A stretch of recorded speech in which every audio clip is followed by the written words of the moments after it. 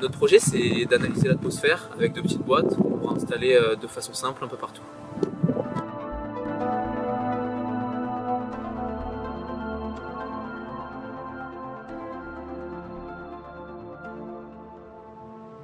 On pense que l'analyse de l'atmosphère est une vraie arme pour lutter contre la pollution et mieux la traiter. On a une première partie qui traite les données de nos capteurs sur nos différentes boîtes. Ensuite, on les envoie par liaison radio. Dans la deuxième partie, en fait, on reçoit les données. Après, le but, c'est de les analyser, de les afficher sur un écran avec un graphique.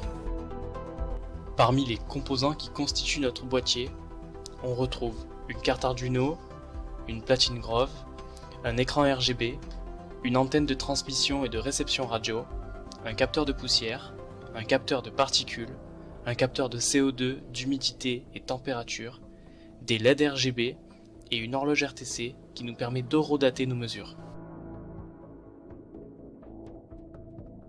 À partir d'un certain taux de CO2, celui-ci devient nuisible pour l'homme. D'un léger trouble de la concentration jusqu'à l'évanouissement. C'est pour cela qu'un de nos principaux capteurs est chargé de mesurer le CO2. Selon la même démarche, les mesures de température et d'humidité nous permettent de déterminer un niveau de confort. Avant d'envoyer les données qu'il aura traitées, notre boîtier affichera les données sur un témoin visuel pour nos utilisateurs.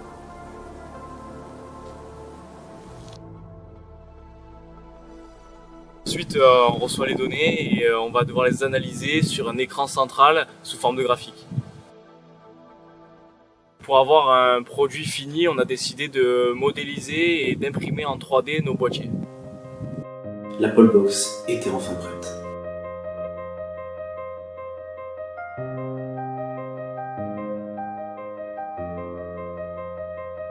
Le projet initial devait se limiter à prendre les mesures dans des salles de classe. Il fallait trouver une solution pour rendre notre Polbox mobile. On a récolté des fonds qui nous ont permis de construire un drone.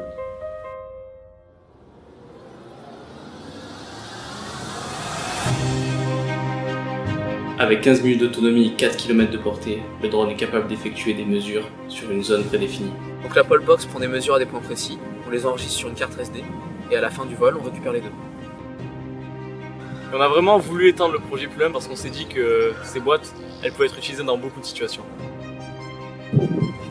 Avec ça, on peut mesurer la pollution à des endroits très précis qui pourraient être sensibles et intéressants. Et on remercie vraiment toutes les personnes qui nous ont aidés sur ce projet. Et en particulier tous les généreux donateurs. Merci à vous.